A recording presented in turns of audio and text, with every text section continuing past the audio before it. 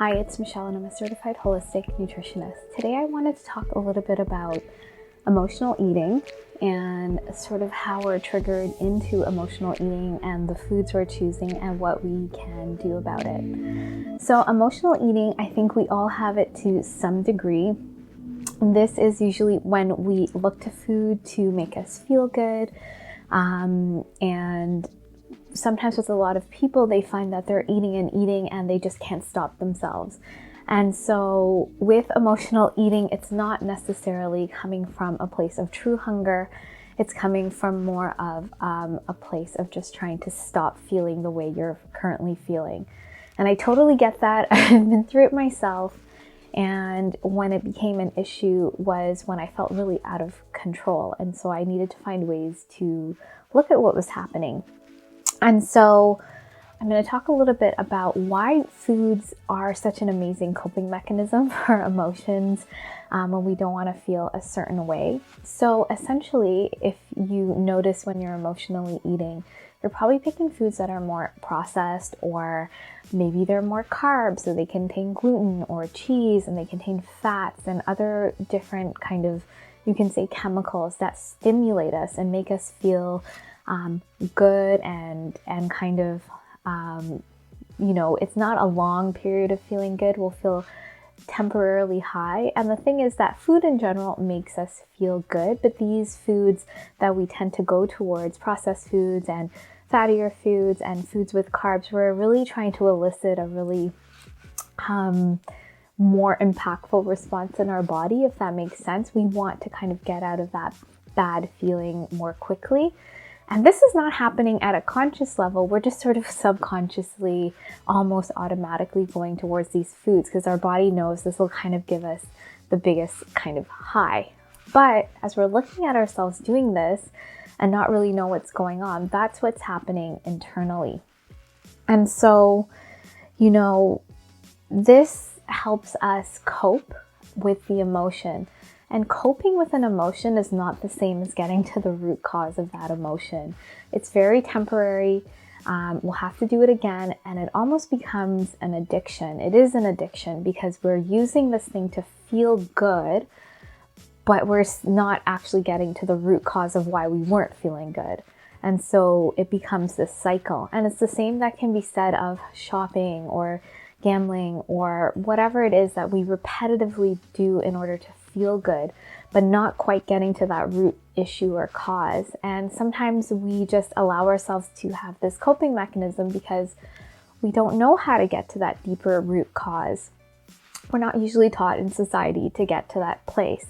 And I would really like to say that you can get to a place where you're looking at your emotions and looking at what's going on, and it doesn't have to be scary, and that you're going to be able to start addressing what's really going on. It takes a little bit of work, but it's so rewarding and amazing to see the change. So I'm going to give you a few tips on what you can start doing even before you're in sort of an emotional eating episode. The first thing I'm going to say is that you want to start journaling, just writing out the times that you've experienced sort of this emotional eating. So try to think back in the last few months or the last year, kind of big incidents. And sometimes with emotional eating episodes, if they're happening daily, then it's easier. But if they're sort of bigger binges, just writing down those times if you can remember them. And the information we want from those situations is that we want to look at what were the foods you gravitated towards. So what kinds of foods did you want to go towards? So as you move towards those foods, are you eating a lot of it? Just kind of describe why those particular foods you always gravitate. Or even if you don't know why, just write down the ones you tend to go for. Even if it's sweet or salty, whatever it is. And then you want to start looking at what was going on around those foods. Was it a busy day at work? Did you have a fight? Was it a family reunion? Was it something, it just kind of came out of thin air, but it always happens at the same time of day? Or or just writing, even if you don't know what was going on around you, just write a little bit about the day and around the time that you were eating it. And this is just bringing more awareness to the types of foods you go towards, and it's bringing awareness to maybe the types of situations that create that. And so what you can start doing is, if you're able from that information, sometimes you can, sometimes you can't, look at what was going, if something came up, something really, the same pattern, same emotional thing was coming up, look at that emotion and start writing about it. Start journaling about what was going on, how did you feel, and just start almost free writing in your journal. And what this is going to do is help you connect to, oh, I wanted this food in this situation because I was feeling this way. And now when you encounter that situation, you have more awareness. You might not be able to directly jump into a meditation or a journaling, but every time you're aware of that situation, and the more you're able to sit and write out what was happening, as you journal more and more, you might be able to come up with a solution, or what was happening.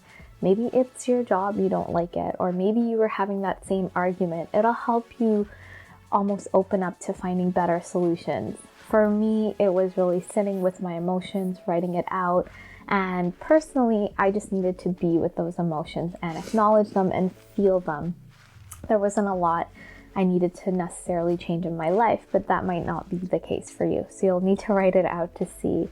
And if you need more support, feel free to reach out. This is what I do with clients, but you can also do it yourself. So I hope this video has been helpful. Please be sure to like and subscribe, and I look forward to sharing more with you. Have a great day.